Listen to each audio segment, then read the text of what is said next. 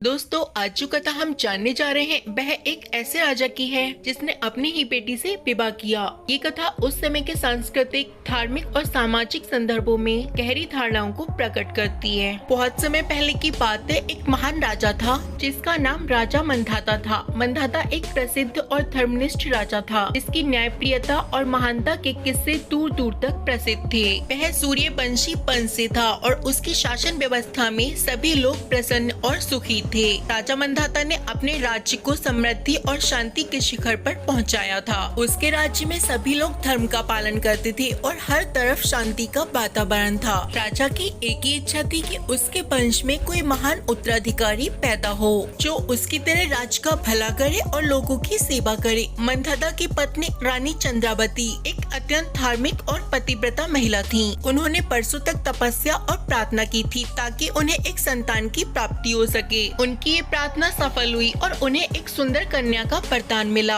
इस कन्या का नाम रखा गया मधुमती। मधुमती अपनी सुंदरता और बुद्धिमत्ता और धार्मिक प्रवृत्ति के कारण पूरे राज्य में प्रिय थी। मधुमती जब बड़ी हुई तो उसकी सुंदरता और गुणों की चर्चा दूर दूर तक फैलने लगी। कई राजकुमार और राजा उसके साथ विवाह करने के लिए आतुर थे, परंतु राजा मंधाता चाहते थे कि उनकी पुत्री का विवाह एक ऐसे पुरुष से हो जो न केवल धर्म का पालन करता हो बल्कि जो राज्य के विकास और प्रजा की भलाई के प्रति समर्पित हो। समय बीतता गया और राजा मंधाता को एक दिन ये महसूस हुआ कि राज्य में एक अद्भुत भविष्यवक्ता का आगमन हुआ है। कहा जाता था कि वह भविष्यवक्ता न केवल भविष्य बता सकता है बल्कि जो लोग उससे मार्गदर्शन प्राप्त करते हैं वे सदैव भी सही दिशा में जाते हैं। राजा ने सोचा कि क्यों न इस भविष्यवक्ता से मधुमती के विवाह के बारे में परामर्श लिया जाए। राजा मंधाता ने भविष्यवक्ता को दरबार में बुलाया। जब वह आया तो राजा ने उससे मधुमती के विवाह के बारे में पूछा। हे महान ज्ञानी, मेरी पुत्री अब विवाह योग्य हो चुकी है। मैं चाहता हूँ कि उसका विवाह एक योग्य पुरुष से हो जो न केवल राज को संभाल सके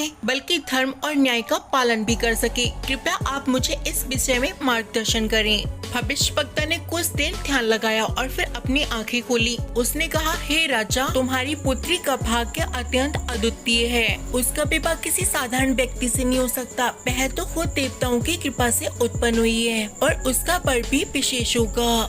राजा ने चिंतित होकर पूछा, लेकिन वह कौन हो सकता है? मुझे उसका मार्गदर्शन कीजिए। भविष्यवक्ता ने गहराई से कहा, तुम्हारी पुत्री का विवाह किसी अन्य से नहीं बल्कि तुम्हारे साथ ही होना है। ये देवताओं की इच्छा है और इसके पीछे गहरे आध्यात्मिक कारण है। ये सुनकर राजा मंधाता स्तब्ध रह गया। वह इस बात को स्वीकार नहीं कर पा रहा था कि ऐसा कैसे संभव है। उसकी नैतिकता और धर्म ने उसे इस विचार से विचलित कर दिया। उसने भविष्यवक्ता से कहा, ये कैसे संभव हो सकता है? क्या ये धर्म के विरुद्ध नहीं है? एक पिता अपनी ही बेटी से विवाह कैसे कर सकता है? भविष्यवक्ता ने समझाते हुए कहा, राजन, ये सामान्य विवाह नहीं है। ये विवाह एक आध्यात्मिक और प्रतीकात्मक घटना है।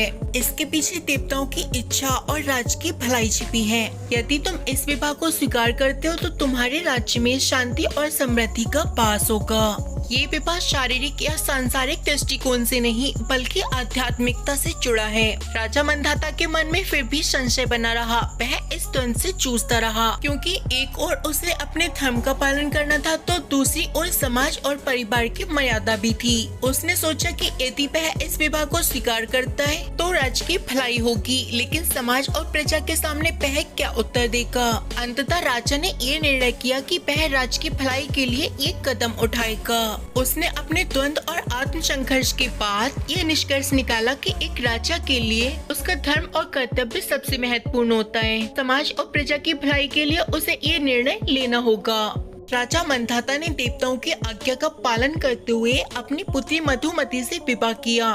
ये विवाह पूरी तरह से आध्यात्मिक और सांकेतिक था। इसके पीछे भौतिक सुख, सांसारिक संबंधों का कोई आधार नहीं था। ये विवाह राजा के त्याग, कर्तव्य और धर्म पालन का प्रतीक बन गया। इस कथा के कई प्रेरणादायक पहलू हैं जो हमें गहराई से सोचने और समझने के लिए प्रेरित करते हैं। राजा मंधाता का ये निर्णय सिर्फ एक व्यक्तिगत संघर्ष नहीं था बल्कि एक शासक के रूप में उसकी जिम्मेदारी और कर्तव्य की सर्वोच्चता को दर्शाता है।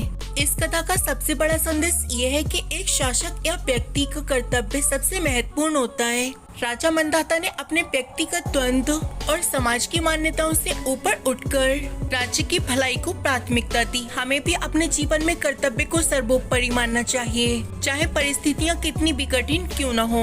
राजा मंदाता ने अपने व्यक्तिगत सुख और सामाजिक मान्यताओं को त्याग कर राज्य की भलाई के लिए ये कठिन निर्णय लिया। इस त्याग ने न केवल राज्य में शांति और समृद्धि लाई, बल्कि ये संदेश भी दिया कि जब भी समाज और राज्य के हित की बात आती है तो व्यक्ति को अपने व्यक्तिगत इच्छाओं का त्याग करना पड़ता है। ये कथा हमें ये भी सिखाती है कि धर्म और नैतिकता का पालन व्यक्ति के आंतरिक संघर्ष और सामाजिक दबावों से भी ऊपर हो सकता है।